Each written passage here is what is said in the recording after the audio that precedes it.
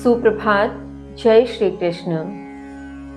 गत नवम अध्याय परम गुह्य योग राज विद्या योग के माध्यम से हमने उस ज्ञान को समझने का प्रयत्न किया, उस योग का अध्ययन किया जो श्री कृष्ण कहते हैं कि वह परम गोपनीय है।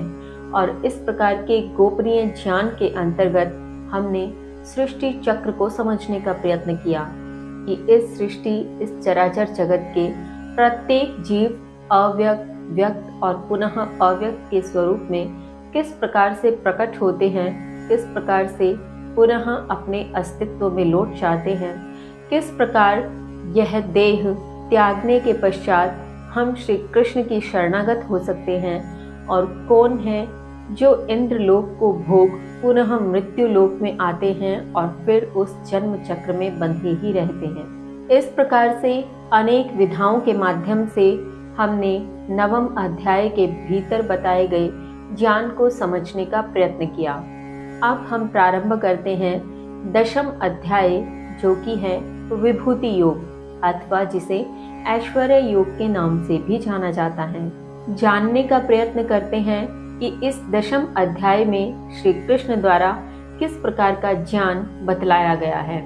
आइए प्रारंभ करें। श्लोक संख्या 1। श्री भगवान उवाच।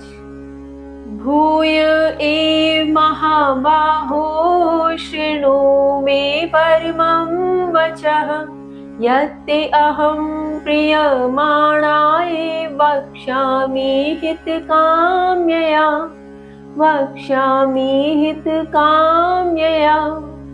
श्री कृष्ण कहते हैं, हे महाबाहु, मेरे परम वचन ही फिर सुनो, जो तुमको प्रिय मानकर हित की कामना के लिए मैं कहता हूँ। भावार्थ, यहाँ श्री कृष्ण अर्जुन से कहते हैं कि हे महान भुजाओं को धारण करने वाले अर्जुन, मेरे वह परम वचन जो मैं अभी तक तुमसे कहता आया हूँ, उन्हें फिर से सुनो। फिर से तुम्हारे लिए वही ज्ञान दोहराता हूँ, फिर से तुम्हारे लिए उसकी विधि बदलकर तुमसे कहता हूँ, उसे फिर सुनो ताकि तुम उससे अपने अर्थ को संजोते हुए उस ओर बढ़ सको। और मैं तुम्हें अपना प्रिय मानता हूँ, तुम मेरे बहुत अधिक प्रिय हो, इसीलिए तुम्हारी हित की कामना के लिए, तुम्हारे कल्याण के लिए मैं तुमसे कहता हूँ। आगे श्री कृष्ण कहते हैं, श्लोक संख्या 2। न मे विदुः सुरगणाः प्रभवं न महर्षयः अहम् आदिर्हि देवानां महर्षिणां च सर्वशः।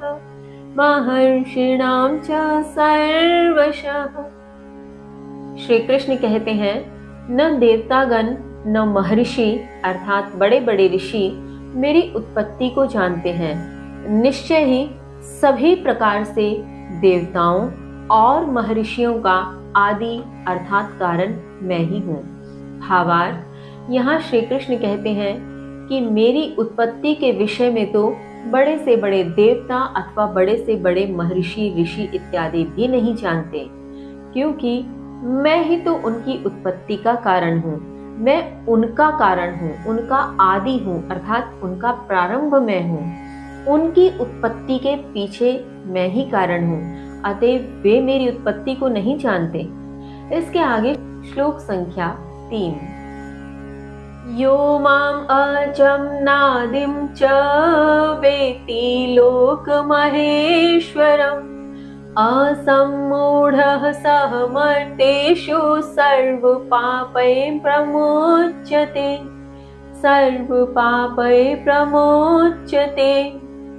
श्री कृष्ण कहते हैं, जो मुझे अजन्मा, अनादि और लोकों का परम ईश्वर जानता है, वह मरने वालों में अर्थात मनुष्यों में मोह से रहित और सब पापों से मुक्त हो जाता है।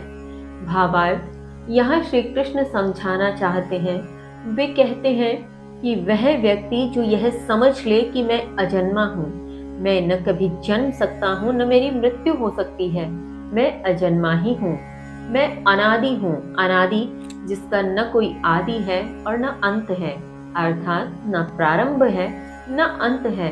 इस प्रकार से अनादि, अजन्मा, और सब लोगों के ईश्वर के स्वरूप में जो मुझे समझ ले, जो मुझे इस तत्व से जान लेता है, वह मनुष्य मरने वालों में, मर्तेषु का अर्थ मरने वालों में, और मरने वाले कौन? मनुष्य अर्थात जीव। तो ऐसे जीवों में वह मनुष्य मोह से रहित हो जाता है, वह सब प्रकार के पापों से मुक्त हो जाता है। इसके आगे श्री कृष्ण कहते हैं, श्लोक संख्या 4 व 5। जी, अब हम श्लोक संख्या 4 व 5 दोनों का संयुक्त रूप से उच्चारण करते हुए इसके अर्थ को समझने का प्रयत्न करेंगे, क्योंकि दोनों श्लोक संयुक्त रूप से अर्थ को लिए हुए हैं। तो सर्वप्रथम उच्चारण करते हैं श्लोक संख्या 4। बुद्धिर्ज्ञान सम्मोह क्षमा सत्यम दमः शमः सुखम दुःखम भवो अभावो भयं चाभयम् एव च भयं चाभयम् एव च। श्लोक संख्या 5। अहिंसा समता तुष्टिः तपोदानं यशो आयशः भवन्ति भावा भूतानां मत् एव पृथग् विधा मत् एव पृथग् विधा। श्री कृष्ण कहते हैं, बुद्धि, ज्ञान, असम्मोह, क्षमा, सत्य, दमन, शमन, सुख, दुख, भाव, अभाव, भय, अभय अर्थात निर्भय, अहिंसा, समभाव, संतुष्टि, तपस्या, दान, यश और अपयश, भिन्न भिन्न प्रकार के जीवों के यह भाव मुझसे ही होते हैं।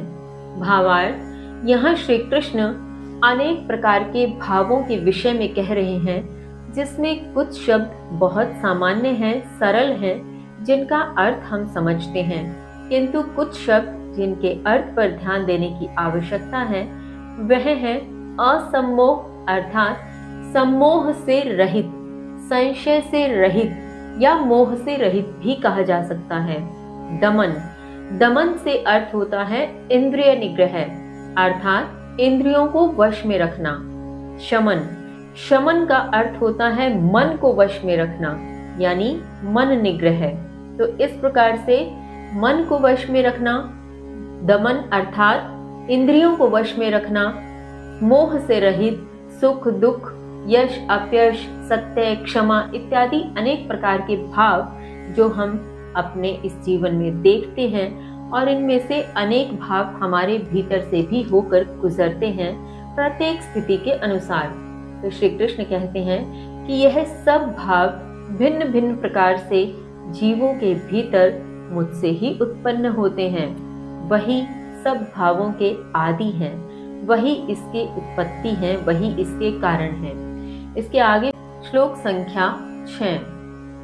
महर्षयः सप्त पूर्वे चत्वारो मनवः तथा मद्भावा मानसा चाता येषां लोकम् इमः प्रजाः येषां लोकम् इमः प्रजाः। श्री कृष्ण कहते हैं, पूर्व काल में सप्त महर्षि और 4 मनुगण मेरे ही मन के भाव से उत्पन्न हैं, और जिनकी यह इस संसार में सब प्रजा है। भावार्थ, यहाँ श्री कृष्ण सृष्टि के आदि स्वरूप को बताते हुए कहते हैं कि पूर्व काल में 7 ऋषि, जिन्हें हम सप्तऋषि के नाम से जानते हैं, वे 7 ऋषि और 4 मनुगण मेरे ही मन के भाव से उत्पन्न हुए। तत्पश्चात उन्हीं की प्रजा स्वरूप यह संपूर्ण सृष्टि आज दिखलाई पड़ती है। आगे श्री कृष्ण कहते हैं, श्लोक संख्या 7। एतं विभूतिं योगं च मम यो वेत्ति तत्त्वतः सोऽविकल्पेन योगेन युज्यते नात्र संशयः युज्यते नात्र संशयः। श्री कृष्ण कहते हैं, मेरा यह सब ऐश्वर्य और योग जो तत्व से अर्थात ठीक प्रकार से जानता है, वह अविकल्प रूप से अर्थात निश्चित रूप से योग से लगा रहता है, यहाँ संशय नहीं है। भावार्थ, यहाँ श्री कृष्ण उस प्राणी के विषय में कहते हैं जो प्राणी तत्व से अर्थात ठीक प्रकार से श्री कृष्ण को समझ ले, उनके प्रत्येक कार्य को समझ ले, उनके माध्यम से इस सृष्टि की उत्पत्ति को समझ ले और उन्हें अजन्मा, अनादि और सब प्रकार से ऐश्वर्यशाली समझ ले। इस प्रकार से जो ठीक प्रकार से जान लेता है, उसके पास अन्य कोई विकल्प नहीं रहता। वह निश्चित रूप से योग से लगा रहता है, अर्थात अपने आधार पर वह कर्म योग कर सकता है, भक्ति योग कर सकता है, किसी भी प्रकार का योग जो श्री कृष्ण गत अध्यायों में बता चुके हैं, वह निश्चित रूप से किसी भी योग के माध्यम से अपने कर्म में निरंतर लगा रहता है। इसमें किसी प्रकार का कोई संदेह नहीं है। इसके आगे श्लोक संख्या 8। अहम सर्वस्य प्रभवो मतः सर्वं प्रवर्तते इति मत्वा भजन्ते मां बुधा भाव समन्विताः। बुधा भाव समन्विताः। श्री कृष्ण कहते हैं, मैं सबकी उत्पत्ति का कारण हूँ, सभी वस्तुएं मुझसे उद्भूत होती हैं। इस प्रकार मानकर विद्वान जन समन्वित भाव से मुझे भजते हैं। भावार्थ, यहाँ श्री कृष्ण कहते हैं कि मैं सबकी उत्पत्ति का कारण हूँ, समस्त जीव चराचर जगत की उत्पत्ति का, तथा सब वस्तुएं भी मुझी से उत्पन्न हैं। इस प्रकार जो जीव मान लेता है, जो जान लेता है, जो यह समझ लेता है, वह जीव समन्वित भाव में स्थित हो जाता है और इस प्रकार स्थित होता हुआ वह उसी भाव से श्री कृष्ण को भजता है, उनकी आराधना करता है, उनका पूजन करता है। इसके आगे श्री कृष्ण कहते हैं, श्लोक संख्या 9। मच्चित्ता मद्गत प्राणा बोधयन्तः परस्परम् कथयन्तश्च मां नित्यं तुष्यन्ति च रमन्ति च। तुष्यन्ति च रमन्ति च। श्री कृष्ण कहते हैं, मुझ में रमे चित्त और मुझ में रमे प्राण वाले परस्पर उपदेश देते हुए, बातें करते हुए नित्य मुझसे प्रसन्न होते हैं और आनंद अनुभव करते हैं। भावार्थ, यहाँ श्री कृष्ण कहते हैं कि जो भी जीव यह समझ ले, यह जान ले कि मैं ही सब सृष्टि जगत की उत्पत्ति का कारण हूँ और इस प्रकार से तत्व को जानते हुए मुझ में रम जाता है, अपने प्राणों को मुझ में स्थित कर देता है, तो इस प्रकार के जो जीव परस्पर मिलते भी हैं, तो वे परस्पर मिलते हुए एक दूसरे को उपदेश देते हुए, एक दूसरे से बातें करते हुए मेरी ही बातों को लेकर सदैव मुझसे प्रसन्न होते हैं और अपनी उन बातों में, अपने उपदेशों में आनंद का अनुभव करते हैं। ऐसा हमने अक्सर देखा भी है।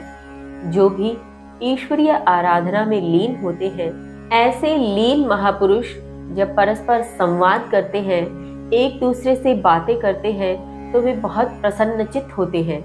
वे अपने ईश्वर की आराधना में बहुत संतुष्ट होते हैं, उसमें रमे हुए होते हैं और प्रतिपल आनंद की स्थिति में रहते हैं। इसके आगे श्लोक संख्या 10। तेषां सतत युक्तानां भजतां प्रीतिपूर्वकं ददामि बुद्धियोगं तं येन मामुपयान्ति ते। येन मामुपयान्ति ते। श्री कृष्ण कहते हैं, उन सदैव लीन रहने वालों को, प्रेम पूर्वक भजने वालों को वह बुद्धि योग देता हूँ जिससे वे मुझे प्राप्त होते हैं। भावार्थ, यहाँ श्री कृष्ण उन जीवों के प्रति कहते हैं जो जीव श्री कृष्ण में अपना चित्त लगाए रहते हैं, सदैव उनके ध्यान में मगन रहते हैं, सदैव उनकी उपासना करते हैं, उनमें लीन रहते हैं, प्रेम पूर्वक उन्हें भजते हैं, तो ऐसे व्यक्तियों को, ऐसे जीवों को श्री कृष्ण वह बुद्धि योग देते हैं। इस प्रकार की बुद्धि उनकी करते हैं जिस माध्यम से वे जीव श्री कृष्ण को ही प्राप्त होते हैं। इसके आगे श्री कृष्ण कहते हैं, श्लोक संख्या 11 है। तेषामेवानुकं पार्थम् अहम् अज्ञानचमतमः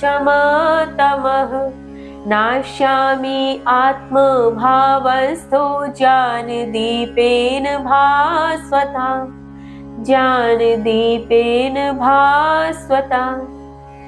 श्री कृष्ण कहते हैं, निश्चय ही मैं उन पर विशेष कृपा के लिए आत्मभाव स्थित ज्ञान दीपक से प्रकाशमान कर अज्ञान के अंधकार को दूर कर देता हूँ।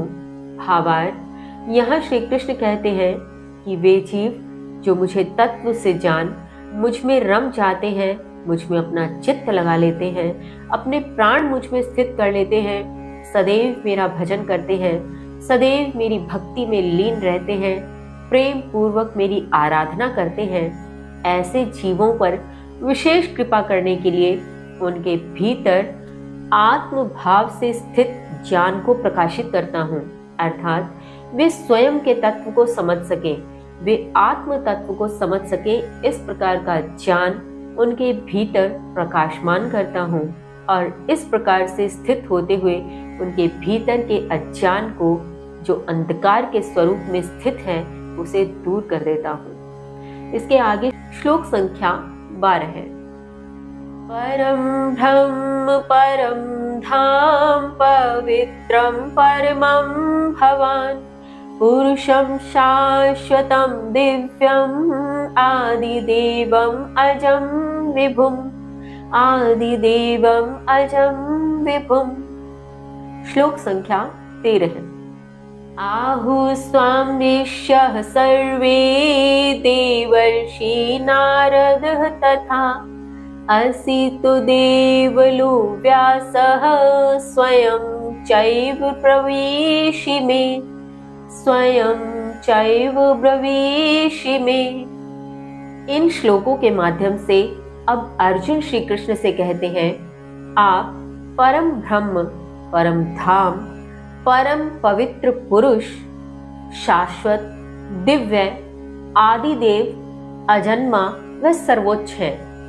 समस्त ऋषि, देवर्षि और नारद, असित, देवल, व्यास सब आपको कहते हैं, अर्थात आपके विषय में कहते हैं और मुझे स्वयं आप ही बता रहे हैं। यहाँ अर्जुन एक प्रकार से अपने भाग्य को बलवान बताते हुए, अपना सौभाग्य बताते हुए कहते हैं कि हे कृष्ण, हे परम पुरुष, आप परम ब्रह्म हैं, आप परम पवित्र धाम हैं, आप ही शाश्वत हैं, आप ही अजन्मा हैं, आप दिव्यादि देव हैं, यानी देवों के भी देव हैं, आप अजन्मा हैं, आप सर्वोच्च हैं, सबसे ऊंचे हैं।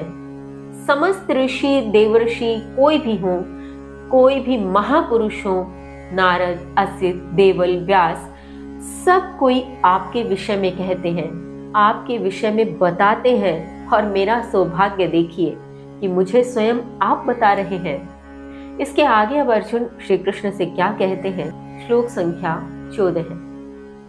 सर्वं ईदृतं मन्ये यन्मां वदसि केशव न हि ते भगवन् व्यक्तिं विदुर्देवान् दानवाः विदुर्देवान् दानवाः।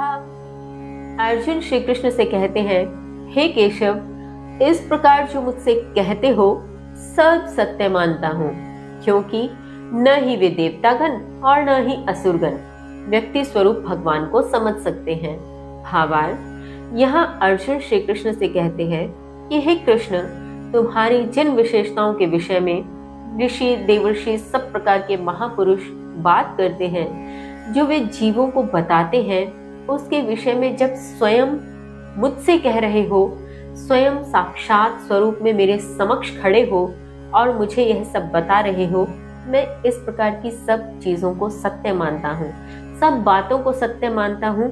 इसलिए क्योंकि जब देवतागण ही तुम्हारी उत्पत्ति के विषय में न जान पाए हों, तुम्हें न समझ पाए हों, तो असुरगण की तो बात ही क्या करें। और फिर तुम व्यक्ति स्वरूप में सबके समक्ष खड़े हो, तो व्यक्ति स्वरूप में भगवान को समझने की किसकी हिम्मत है?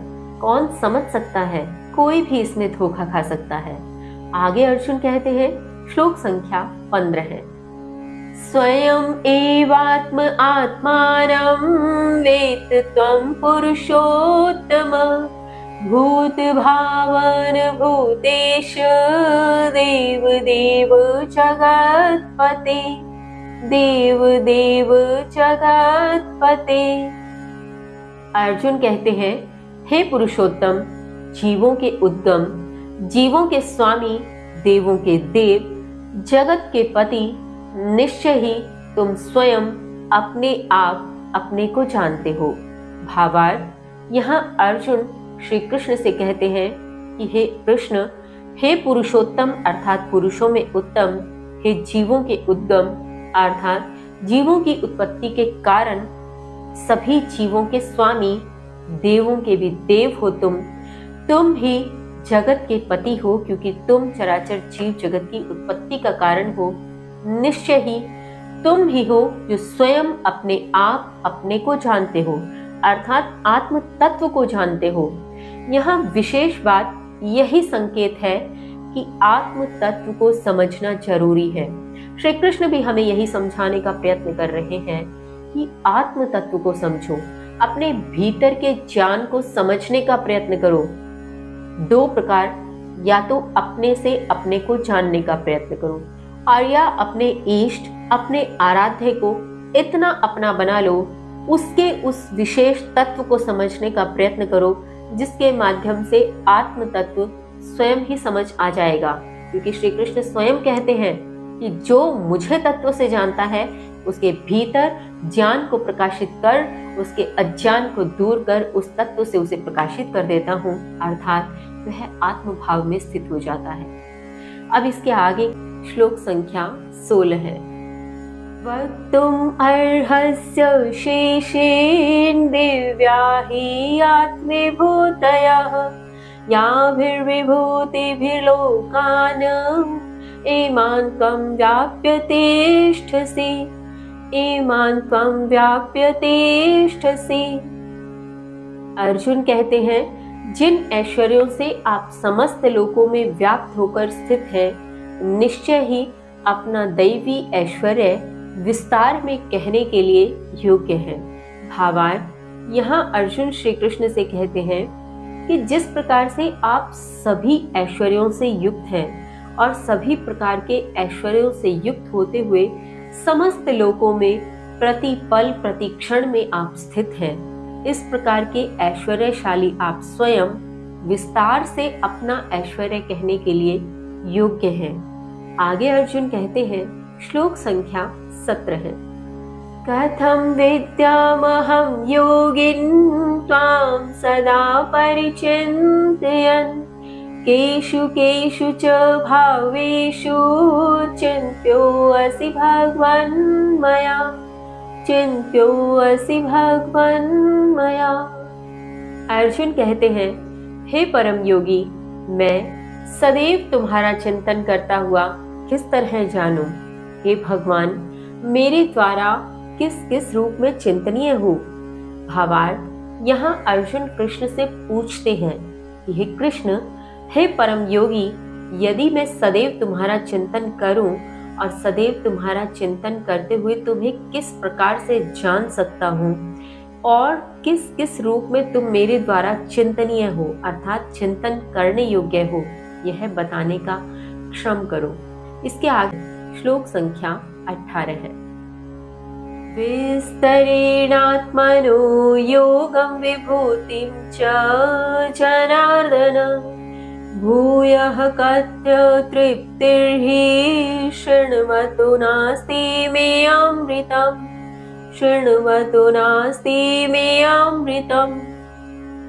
अर्जुन कहते हैं, हे जनार्दन, अपने योग और ऐश्वर्य को विस्तार पूर्वक फिर कहें। अमृत को सुनते हुए निश्चय ही मेरी तुष्टि नहीं है। भावार्थ, यहाँ अर्जुन की व्याकुलता स्पष्ट दिखलाई पड़ रही है, जिसमें अर्जुन व्याकुल होकर कहते हैं कि हे जनार्दन, हे परम पुरुषोत्तम, तुम अपने योग और ऐश्वर्य को विस्तार पूर्वक फिर से कहो, क्योंकि यह जो अमृत का रसपान है इसे सुनते हुए मैं तुष्ट नहीं हो पा रहा हूँ। मुझे संतुष्टि ही नहीं मिल रही है। अतः मैं चाहता हूँ कि तुम अपने इस योग और ऐश्वर्य को पुनः विस्तार पूर्वक मुझे कहो। अब इसके आगे श्री कृष्ण अर्जुन की व्याकुलता को शांत करते हुए, उसे संतुष्ट करते हुए किस प्रकार अपने वचन कहते हैं, आइए बात करते हैं। श्लोक संख्या 19। श्री भगवान उवाच। हन्त ते कथयिष्यामि दिव्या हि आत्मीभूतयः प्राधान्यतः कुरु श्रेष्ठ नास्त्यन्तो विस्तरय मे। श्री भगवान अर्थात श्री कृष्ण ने कहा, हाँ निश्चय ही तुमसे मुख्य रूप से अपने दिव्य ऐश्वर्य को कहूंगा। मेरे विस्तार की सीमा नहीं है।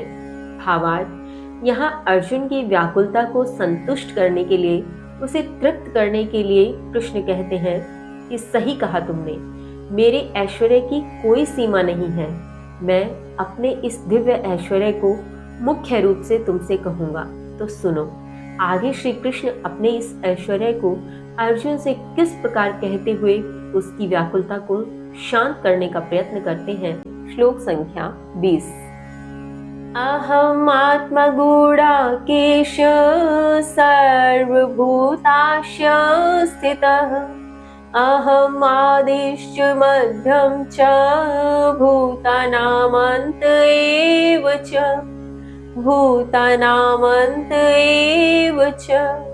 श्री कृष्ण कहते हैं, हे गुणाकेश, मैं समस्त जीवों के हृदय में स्थित आत्मा हूँ।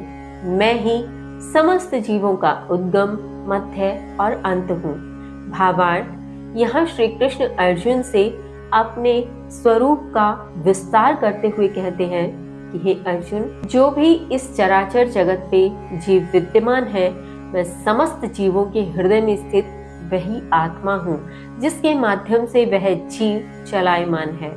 मैं समस्त जीवों का उद्गम भी हूँ, उनका मध्य भी हूँ और उनका अंत भी हूँ। आगे श्री कृष्ण कहते हैं, श्लोक संख्या 21।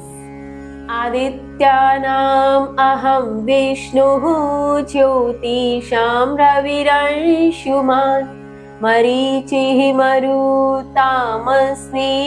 नक्षत्राणाम् अहं शशि। श्री कृष्ण कहते हैं, मैं आदित्यों में विष्णु, ज्योतियों में प्रकाशमान सूर्य, मरुतों में मरीचि और नक्षत्रों में अर्थात तारों में चंद्रमा हूँ। भावार्थ, यहाँ श्री कृष्ण जितनी भी उपमाएं दे रहे हैं वे सभी उनके भीतर प्रतिनिधित्व का कार्य करते हैं। जैसे हम बात कर रहे हैं आदित्यों की, 12 प्रकार के आदित्य माने गए और आदित्यों का प्रतिनिधित्व कौन करते हैं? विष्णु। ज्योति अर्थात प्रकाश, और सर्वोत्तम प्रकाश किसका? सूर्य का। इसी प्रकार मरुतों में सर्वश्रेष्ठ प्रतिनिधि करने वाला कौन? मरीचि। और तारों की यदि बात करें, जो नक्षत्र इत्यादि तारे जो रात्रि के समय हमें दिखाई देते हैं, उसमें सर्वश्रेष्ठ कौन? चंद्रमा। तो ये सभी प्रतिनिधित्व करता है और इसी के माध्यम से श्री कृष्ण कहते हैं कि मैं आदित्यों में वही विष्णु हूँ जो प्रतिनिधित्व करता हूँ। मैं समस्त ज्योतियों में प्रकाशमान सूर्य हूँ जिसके माध्यम से समस्त और ज्योति प्रकाशित होती है। मैं मरुतों में मरीचि हूँ जो प्रतिनिधित्व करता है और मैं तारों में चंद्रमा हूँ। इसके आगे श्लोक संख्या 22। वेदानां सामवेदो अस्मि देवानामस्मि वासवः इन्द्रियाणां मनः चास्मि भूतानामस्मि चेतना। श्री कृष्ण कहते हैं, वेदों में सामवेद हूँ, देवताओं में स्वर्ग का राजा हूँ, इंद्रियों में मन हूँ, समस्त जीवों में चेतना हूँ। भावार्थ, यहाँ वही प्रतिनिधित्व वाली बात है जिसके माध्यम से श्री कृष्ण कहते हैं कि सब वेदों का प्रतिनिधित्व करने वाला जो सामवेद है उसमें मैं ही हूँ। देवताओं के भीतर स्वर्ग का राजा इंद्र सर्वश्रेष्ठ माना जाता है, जो प्रतिनिधित्व करता है वह मैं ही हूँ। मैं इंद्रियों में मन हूँ, जो सब इंद्रियों को संचालित करता है, जिसके माध्यम से अन्य सभी इंद्रियां चलायमान है, वह मन मैं ही हूँ। और समस्त जीवों में जो चेतना है, जिसके माध्यम से समस्त जीव चलायमान है, वह चेतना भी मैं ही हूँ। आगे श्री कृष्ण कहते हैं, श्लोक संख्या 23, रुद्राणां शंकरः चास्मि वित्तेषो यक्ष राक्षसां वसुनां पावकः चास्मि मेरुः शिखरीणाम् अहम् मेरुः शिखरीणाम् अहम्। श्री कृष्ण कहते हैं, रुद्रों में शंकर और यक्षों व राक्षसों में वित्त का ईश अर्थात कुबेर हूँ। मैं वसुओं में अग्नि और पर्वतों में मेरु हूँ। भावार्थ, यहाँ श्री कृष्ण अपने विस्तार स्वरूप को बताते हुए कहते हैं कि मैं समस्त रुद्रों में शंकर हूँ, जो समस्त रुद्रों का प्रतिनिधित्व करते हैं, जिनके नाम से रुद्र अवतार सभी जाने जाते हैं। मैं वही शंकर हूँ। मैं यक्ष राक्षसों में सर्वश्रेष्ठ, जो वित्त का ईश अर्थात कोषाध्यक्ष जिसे कहते हैं, वह कुबेर मैं ही हूँ। मैं वसुओं में अग्नि हूँ। वसु अर्थात वसुओं में 8 प्रकार के प्रमुख देव माने जाते हैं, और उन 8 वसुओं में सबसे प्रमुख प्रतिनिधित्व करने वाला देव है अग्नि। मैं वही हूँ। मैं समस्त पर्वतों में मेरु पर्वत हूँ, जो अपनी प्राकृतिक संपदा के लिए सर्वश्रेष्ठ माना जाता है, जो अन्य सब पर्वतों का प्रतिनिधित्व करता है। इसके आगे श्लोक संख्या 24, पुरोधसां च मुख्यं मां विधि पार्थ बृहस्पतिं सेनानीनाम् अहं स्कन्दः सरसामस्मि सागरः सरसामस्मि सागरः। श्री कृष्ण कहते हैं, हे पार्थ, पुरोहितों में मुझे प्रमुख बृहस्पति जानो, और समस्त सेना नायकों में कार्तिकेय, जलाशयों में सागर अर्थात समुद्र हूँ। भावार्थ, यहाँ श्री कृष्ण अर्जुन से कहते हैं, हे पृथा के पुत्र, हे पार्थ, हे गुडाकेश, तुम सभी प्रकार के जितने भी पुरोहित हैं, उन सभी पुरोहितों का प्रतिनिधित्व करते हैं बृहस्पति, तो तुम मुझे बृहस्पति स्वरूप में जानो। तुम समस्त जो भी सेना नायक हैं, सेनापति हैं, उनमें सबका प्रतिनिधित्व करने वाले कार्तिकेय के स्वरूप में मुझे जानो। जितने भी जलाशय हैं, जलाशयों में सबसे बड़ा, सबसे अनंत अपार जलाशय जिसे समुद्र कहा जाता है, जिसे सागर कहा जाता है, उस स्वरूप में तुम मुझे जान सकते हो। मैं वही हूँ। आगे श्री कृष्ण कहते हैं, श्लोक संख्या 25, महर्षीणां भृगुः अहं गिरामस्मि एकमक्षरम् यज्ञानां जपयज्ञोऽस्मि स्थावराणां हिमालयः स्थावराणां हिमालयः। श्री कृष्ण कहते हैं, महर्षियों में भृगु और वाणी में प्रणव अर्थात एक अक्षर ओंकार हूँ। यज्ञों में जप यज्ञ हूँ, और जड़ पदार्थ अर्थात अचलों में हिमालय हूँ। भावार्थ, यहाँ श्री कृष्ण अर्जुन से कहते हैं, समस्त महर्षियों का प्रतिनिधित्व करने वाले भृगु में मैं ही हूँ। मैं समस्त प्रकार की वाणी, जितने भी अक्षर, जितने भी शब्द अथवा वाक्य बोले जाते हैं, सब में प्रणव अर्थात वह एक अक्षर ओंकार हूँ, जो समस्त प्रकार की वाणी का प्रतिनिधित्व करता है। समस्त प्रकार के यज्ञों में जप यज्ञ अर्थात नाम संकीर्तन यज्ञ मैं ही हूँ, जो प्रेमानंद जी महाराज के द्वारा किया जाता है और करने के लिए कहा जाता है। भावार्थ, नाम जप यज्ञ सभी यज्ञों का प्रतिनिधित्व करता है, यह स्वयं श्री कृष्ण कह रहे हैं। और यही तो प्रेमानंद जी महाराज भी हमें सिखाते हैं कि नाम संकीर्तन से बड़ा कोई जप नहीं।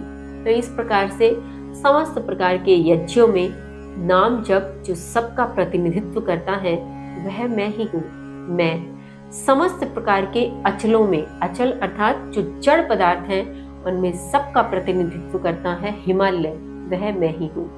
इस प्रकार से आगे श्लोक संख्या 26। अश्वत्थः सर्वृक्षाणां देवर्षीणां च नारदः गन्धर्वाणां चित्ररथः सिद्धानां कपिलो मुनिः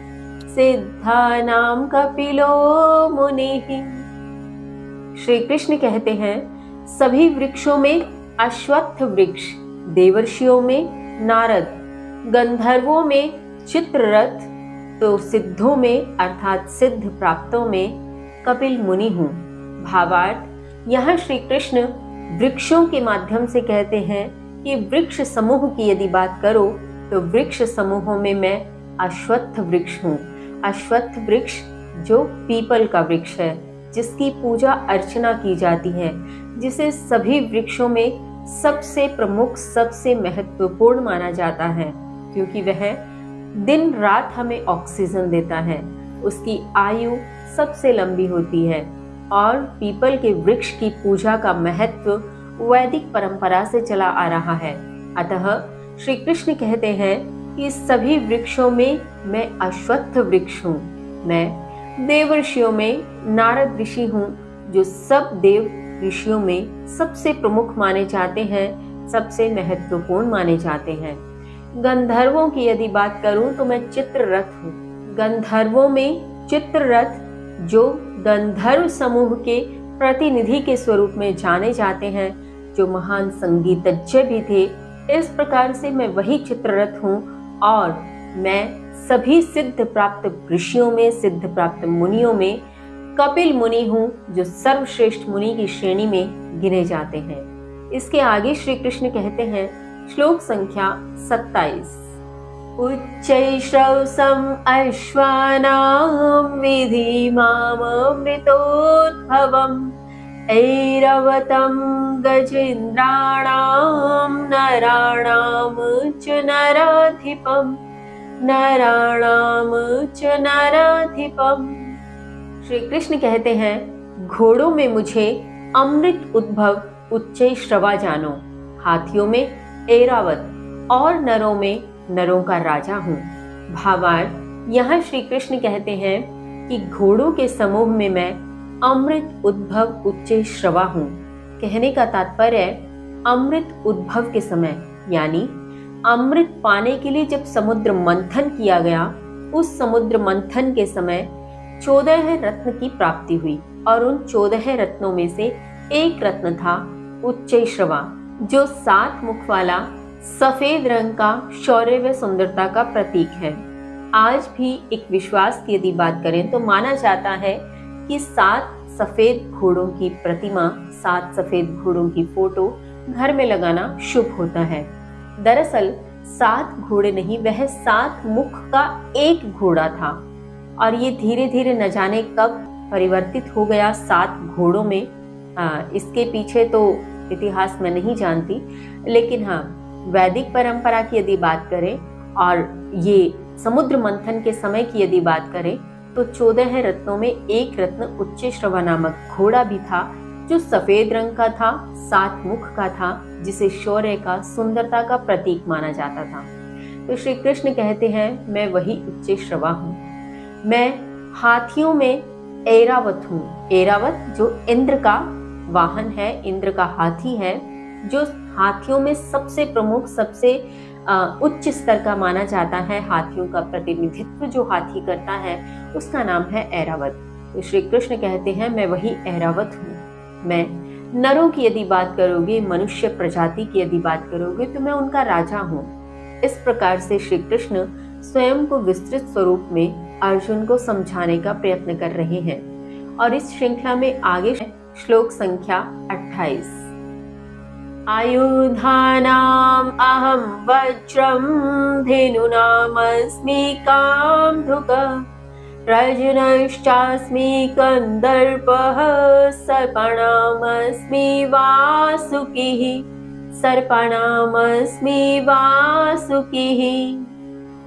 श्री कृष्ण कहते हैं, मैं हथियारों में वज्र, गायों में कामधेनु अर्थात सुरभि गायें, प्रजनन अर्थात संतान उत्पत्ति का कारण कामदेव और सर्पों में वासुकी हूँ। भावार्थ, यहाँ श्री कृष्ण कहते हैं कि यदि हथियारों की बात करोगे तो हथियारों में सबसे प्रमुख, सबसे महत्वपूर्ण, सबसे कठोर हथियार माना जाता है वज्र, क्योंकि वह दधीचि ऋषि की हड्डियों से बना है। दधीचि ऋषि ने देवताओं की रक्षा के लिए स्वयं के प्राणों का त्याग कर स्वयं की हड्डियों से वज्र का निर्माण किया। तो मैं वही वज्र नामक कठोर हथियार हूँ। यदि गाय समूह की बात करोगे तो मैं गायों में कामधेनु गाय हूँ, जिसे इच्छा पूर्ति गाय भी माना जाता है, जिसकी सेवा मात्र करने से इच्छाओं की पूर्ति होती है। प्रजनन अर्थात संतान उत्पत्ति का जो सृष्टि नियामक कारण है, सृष्टि द्वारा रचित कारण है, कामदेव के माध्यम से जो कारण उत्पन्न होता है वह मैं ही हूँ। और सर्पों में वासुकी अर्थात सर्पों का राजा वासुकी मैं ही हूँ। इसके आगे श्री कृष्ण कहते हैं, श्लोक संख्या 29, अनन्तः चास्मि नागानां वरुणो यात् सामहम् पितॄणामर्यमा चास्मि यमः संयम्मतामहम्।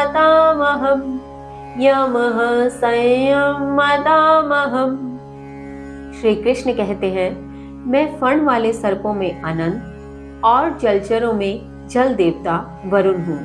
मैं पितरों में अर्यमा और नियमनकर्ताओं में यम अर्थात मृत्यु का नियामक हूँ। भावार्थ, यहाँ श्री कृष्ण कहते हैं कि जो फण वाले सर्प हैं उन सर्पों में मैं अनंत हूँ।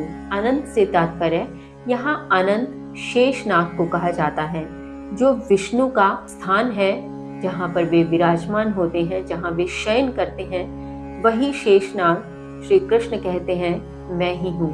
शेषनाग को ही अनंत के नाम से भी जाना जाता है और यह भी माना जाता है कि यही शेषनाग अपने फन पर इस पृथ्वी को वहन किए हुए हैं। श्री कृष्ण कहते हैं, जलचरों की यदि बात करूं तो मैं स्वयं जल का देवता वरुण हूँ।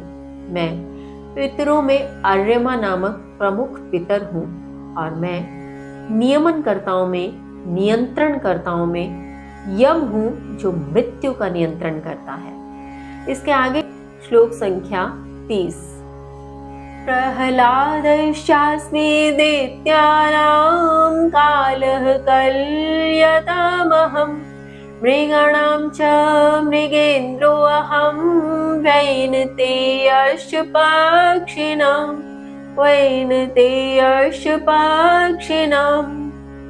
श्री कृष्ण कहते हैं, मैं दैत्यों में प्रहलाद और दमन करने वालों में काल हूँ। मैं पशुओं में सिंह और पक्षियों में गरुड़ हूँ।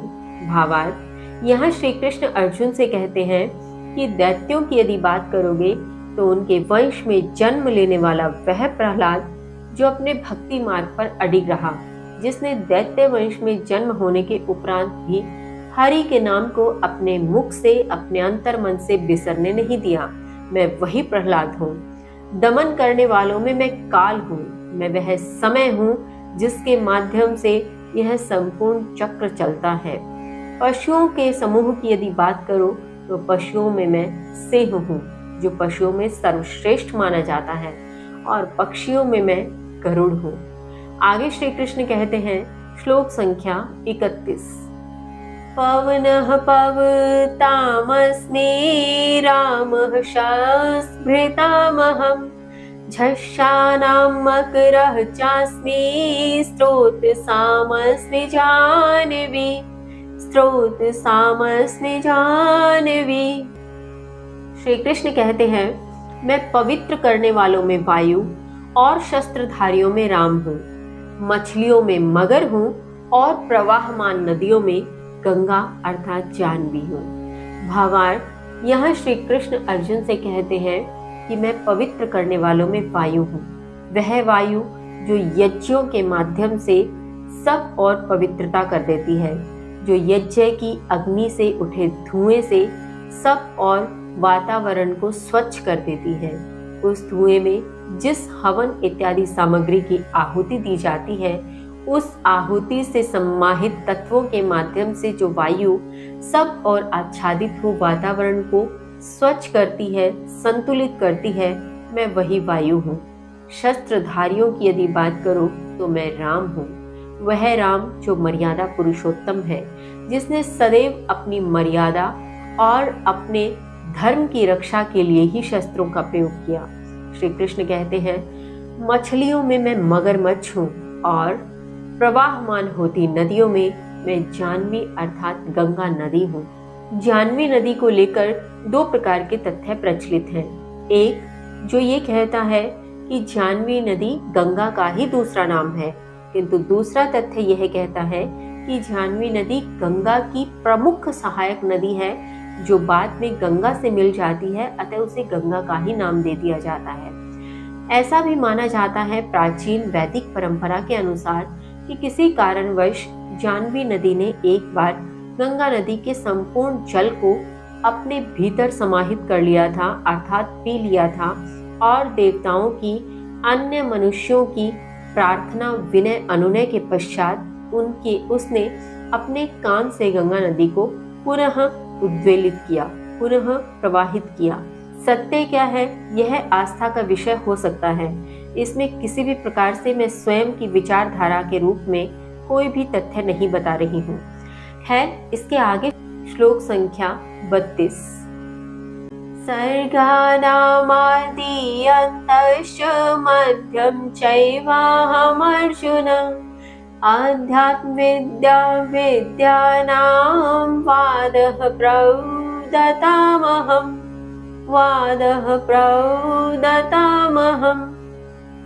श्री कृष्ण कहते हैं, हे अर्जुन, मैं ही सृष्टियों का आदि, मध्य और अंत हूँ। मैं विद्याओं में अध्यात्म विद्या और तर्कों में वाद अर्थात निर्णायक तथ्य हूँ। भावार्थ, यहाँ श्री कृष्ण कहते हैं, यह अर्जुन, हे पृथा के पुत्र पार्थ, मैं प्रत्येक सृष्टि का आदि अर्थात उसका उद्गम हूँ। मैं ही उसका मध्य हूँ और अंत भी मेरे ही माध्यम से होता है। आगे श्री कृष्ण कहते हैं, सभी प्रकार की विद्याओं में सबसे प्रमुख अध्यात्म विद्या मैं ही हूँ, और तर्कों में यदि बात की जाए तो स्वाभाविक निर्णय जिस तथ्य पर प्रकट होता है, जिसे वाद कहा जाता है, वाद विवाद, वाद जिसके माध्यम से किसी भी वाद विवाद का निर्णायक तथ्य घोषित किया जाता है, परिणाम घोषित किया जाता है, वह निर्णायक तथ्य, वह वाद मैं ही हूँ। आगे श्री कृष्ण कहते हैं, श्लोक संख्या 33। अक्षरनामकारो अस्ति द्वन्द्वः सामसिकस्य च अहमेवाक्षः कालो धाताहं विश्वतो मुखम्। श्री कृष्ण कहते हैं, अक्षरों में आकार और सामासिक पदों का द्वंद्व हूँ। मैं ही शाश्वत काल और धारण करने वाला विश्व का मुख हूँ। भावार्थ, यहाँ श्री कृष्ण कहते हैं, अक्षरों का आदि जिससे होता है आकार, अ स्वर से यहाँ तात्पर्य है कि अ मैं ही हूँ, जिससे यह अक्षर इत्यादि वर्ण प्रारंभ होते हैं। मैं सामासिक पदों में द्वंद्व हूँ। द्वंद्व समास में दोनों पद अर्थात प्रथम पद और उत्तर पद दोनों ही महत्वपूर्ण होते हैं। दोनों समान अधिकार रखते हैं, समान स्थान रखते हैं, तो मैं वही द्वंद्व समास हूँ। मैं ही शाश्वत काल हूँ, जो कभी न समाप्त होने वाला है, और मैं विश्व को धारण करने वाला विश्व का मुख हूँ, जिसके माध्यम से यह संपूर्ण विश्व चराचर जगत उत्पन्न हुआ है। अब इसके आगे श्लोक संख्या 34। मृत्युः सर्वहरः च अहम् उद्भवश्च भविष्यताम् कीर्तिः श्रीर्वाक् च नारिणां स्मृतिर्मेधा धृतिः क्षमा।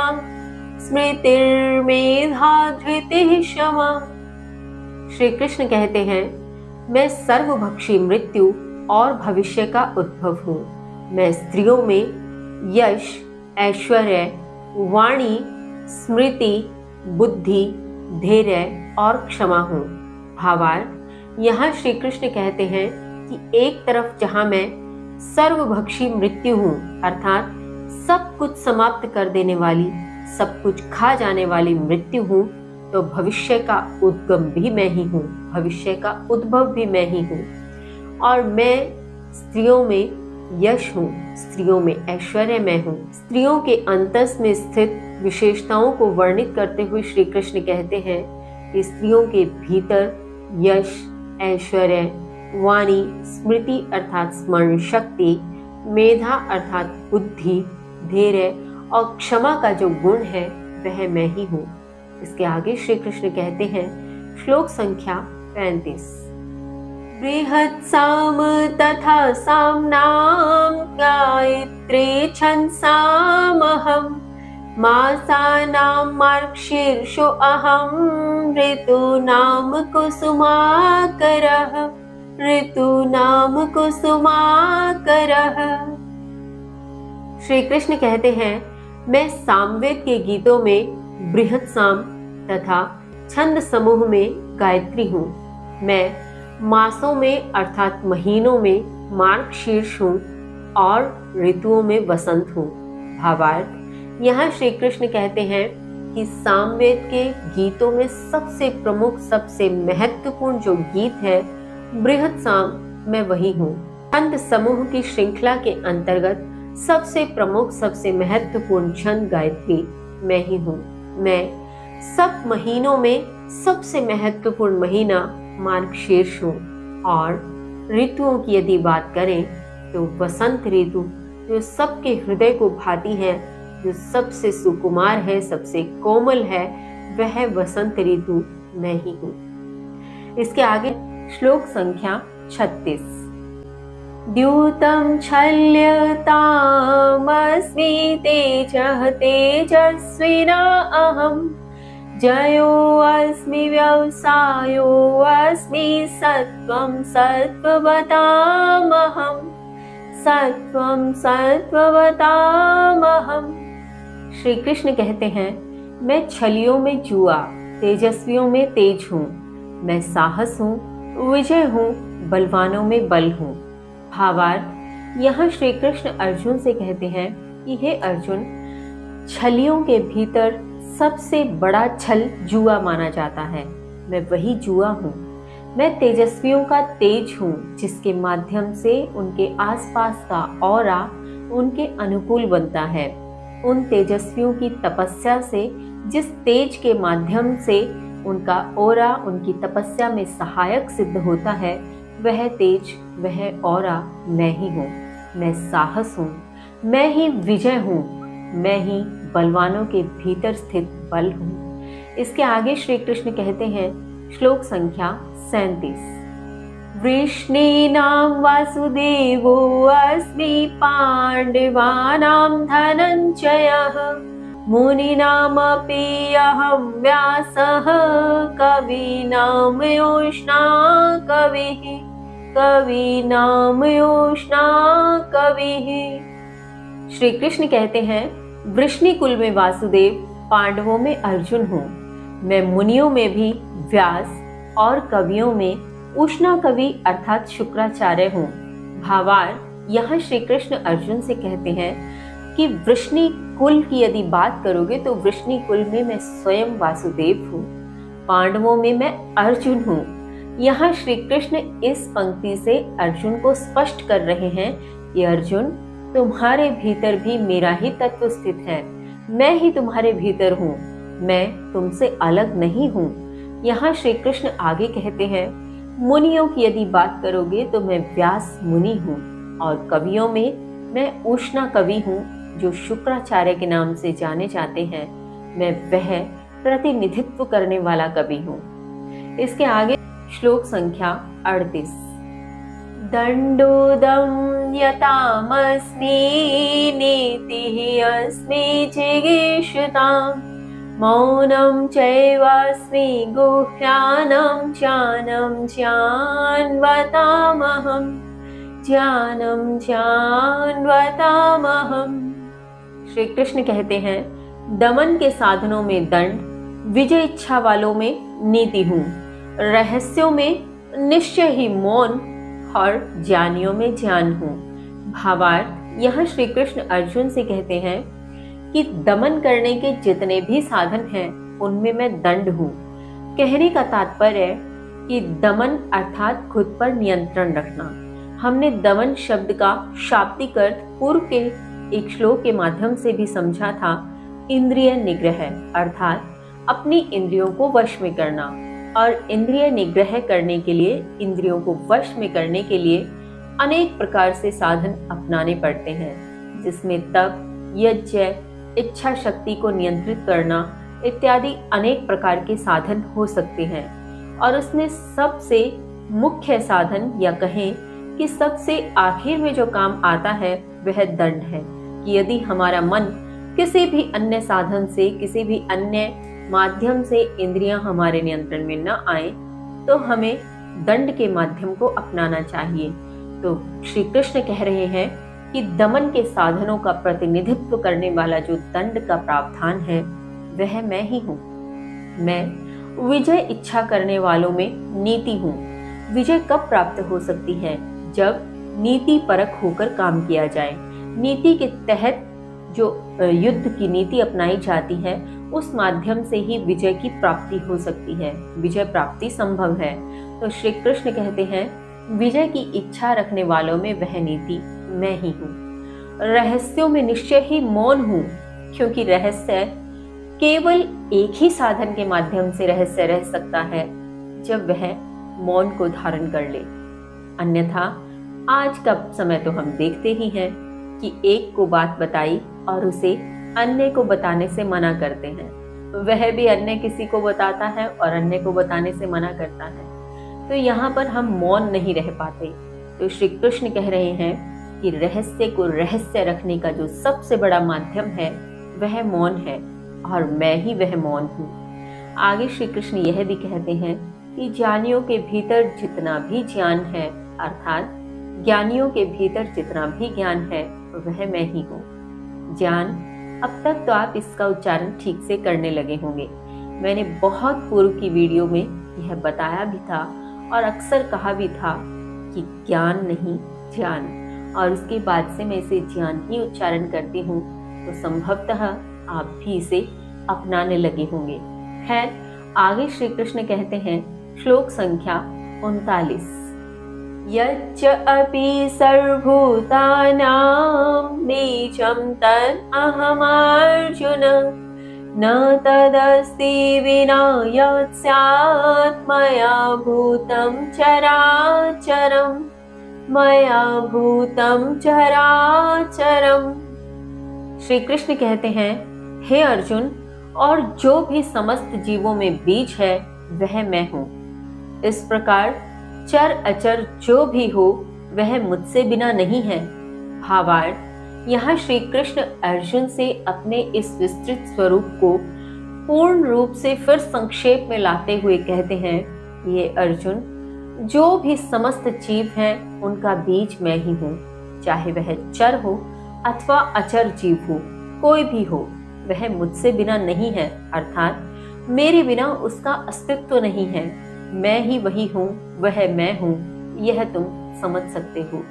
इसके आगे श्लोक संख्या 40, न अंतो अस्ति मम दिव्यानां विभूतिनां परं तप एष तु देशतः प्रोक्तो विभूतिर्विस्तरो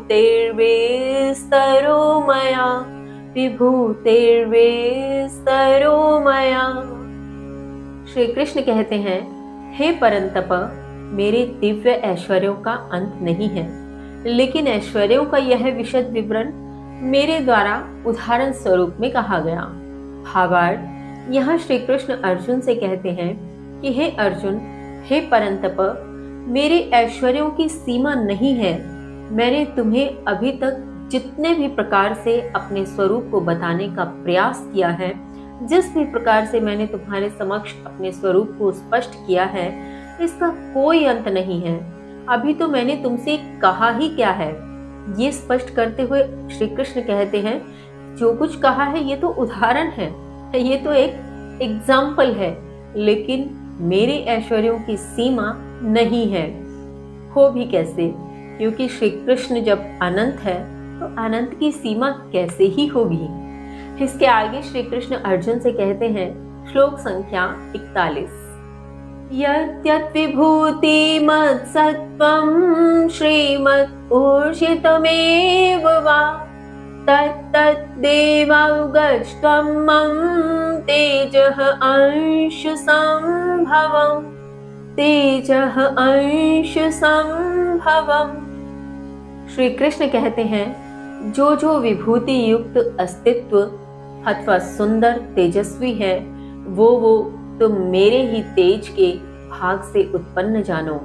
भावार्थ, यह श्री कृष्ण अर्जुन से कहते हैं कि अर्जुन, तुम्हें विभूति युक्त जो भी अस्तित्व इस सृष्टि पर दिखलाई पड़ता है, जो भी सुंदर है, तेजस्वी है, जिसमें किसी भी प्रकार की विभूति से युक्त वह अस्तित्व है, वह सब तुम मेरे ही तेज के भाग से उत्पन्न जानो, मुझसे ही हुआ जानो। इस प्रकार से तुम मेरे विस्तार को समझ सकते हो।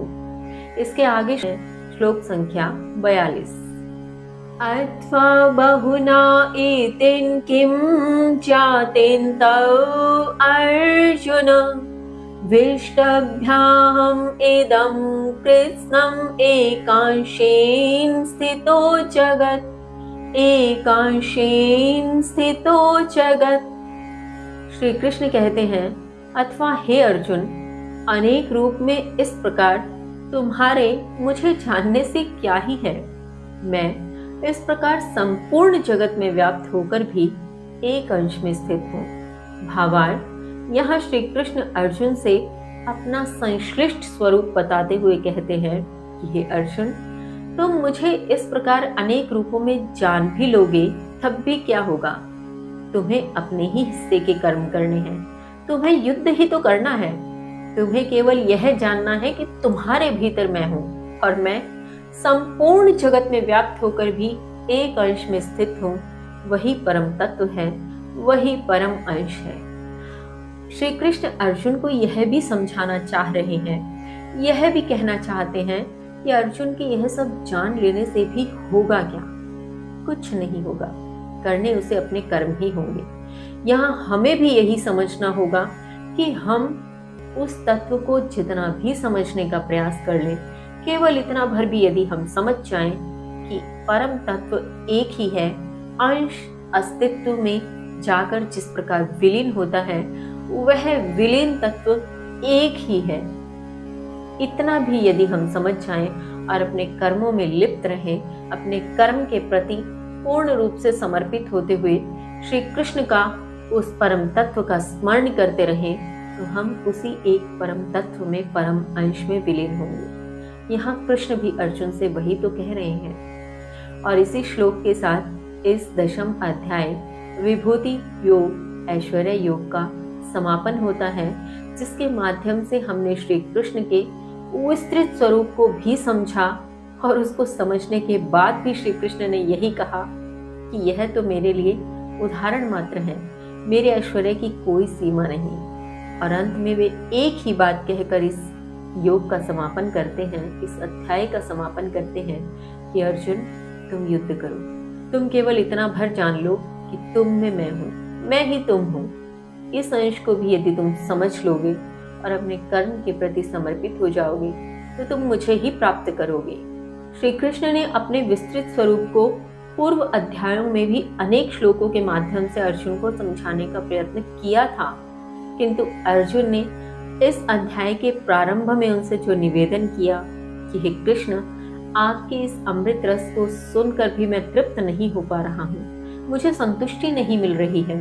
अतः उसी ने यह निवेदन किया था कि हे कृष्ण, अपने विस्तृत स्वरूप को पुनः कहो, फिर से कहो, मैं उसे विस्तार से समझना चाहता हूँ। तो यहाँ श्री कृष्ण ने विस्तृत स्वरूप में बताकर भी यही कहा कि यह कुछ नहीं है, यह केवल उदाहरण है, केवल एक नमूना मात्र है और मेरे ऐश्वर्य का, मेरे स्वरूप का कोई अंत नहीं है। तुम केवल इतना भर जान लो कि तुम में मैं हूँ, मैं ही तुम हूँ, और इस अंश को समझकर भी यदि तुम अपने कर्म के प्रति समर्पित हो जाओगे, मुझे अपना सब कर्म समर्पित कर दोगे, तो तुम उसी अंश में, उसी तत्व में विलीन हो जाओगे। इसी के साथ यह अध्याय यहाँ समाप्त होता है। कल मिलते हैं नए अध्याय के साथ। जानेंगे आगे के अध्याय में अब श्री कृष्ण किस प्रकार का ज्ञान अर्जुन को समझाते हैं। मिलते हैं कल, तब तक के लिए जय श्री कृष्ण।